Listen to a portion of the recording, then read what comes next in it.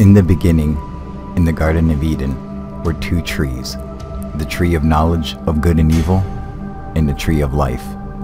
Eating from the tree of the knowledge of good and evil made humans intelligent. It made us smart. But if we ever ate from the tree of life, it would make us immortal. This was told to us by God. Then the Lord said, "Behold, the man has become like one of us, in knowing good and evil. Now, lest he reach out his hand and take also the tree of life and eat, and live forever." What is this tree of life? And why do we find it depicted throughout the entire world?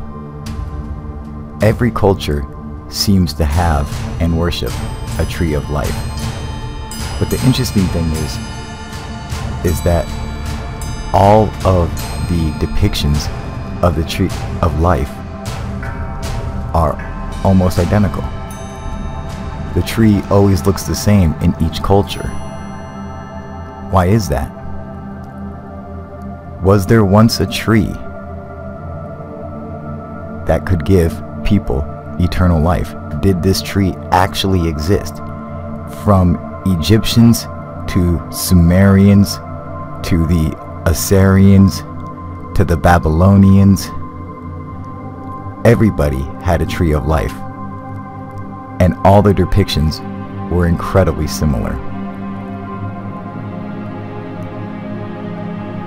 Now what's interesting is how some of the depictions of the tree of life show the fruit and what they would eat. It looked almost like this, a pine cone shape, which is also represented throughout the world. Along with the Kabbalah, which also is a form of the tree of life and a depiction of it. Even in the Osirian, in ancient Abydos in Egypt, they show a picture of the sacred flower, the flower of life. It's the only hieroglyph there, and they don't know how it got there, who made it, but it's a depiction of the flower of life, which also would contain the Kabbalah tree of life. Does this fruit actually exist? This tree to give immortal life? Some people say that the tree even exists within our own brain. Well, since this depiction is everywhere around the world, I thought something was kind of interesting as I was looking around Nazca, Peru with Google Earth, looking at all the cool Nazca lines. I found some incredible stuff. Now here we have the average monkey. Everybody knows about that. Everybody knows about the rest of the lines here. Now for all the lines that have nothing to do with anything, they're called scribbles. They're lines that are just random. They're just drawn into nothing. They don't make out an animal. They don't follow a straight path for a long time. And they have a bunch of random ones just like this. There's a cool plane flying over Nazca. Scribble lines here. They just go into nowhere. They're not a shape of anything. They're just nothing.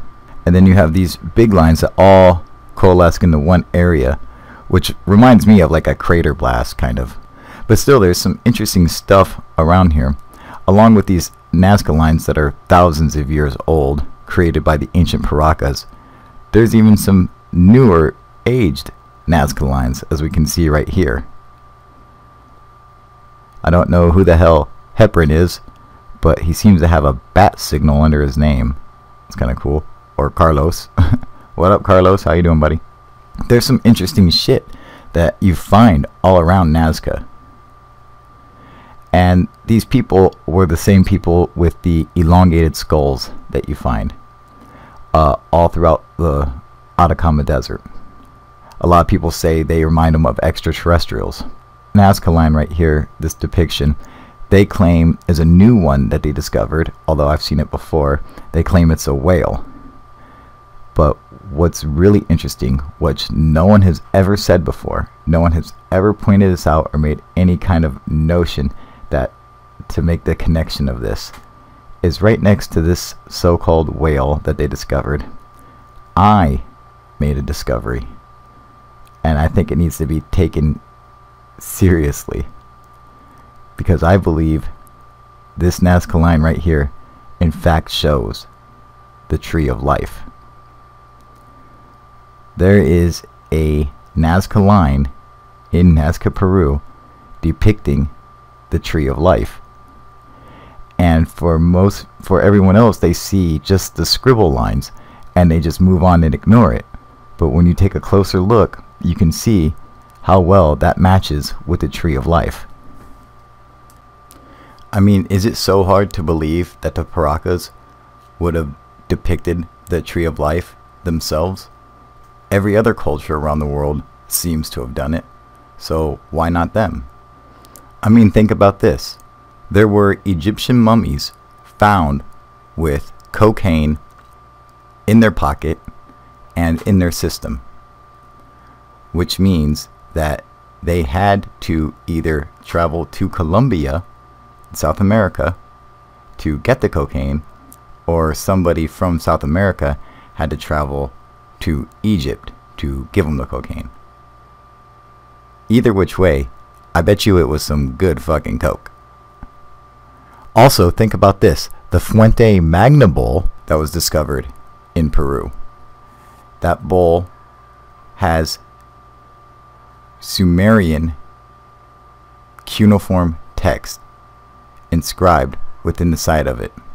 And it's actually a Sumerian prayer that's written inside this Fuente Magna bowl. So if you can find an ancient artifact like this that exists in Bolivia, that came obviously from the Middle East, could not someone from Nazca, Peru have possibly traveled over there and saw their depiction of the tree of life, or perhaps maybe even had seeds to their own tree of life? Well, what do you guys think? Am I crazy? Did I discover a Nazca line that depicts the tree of life? Leave your thoughts in the comments below. Alright everybody, UFO proof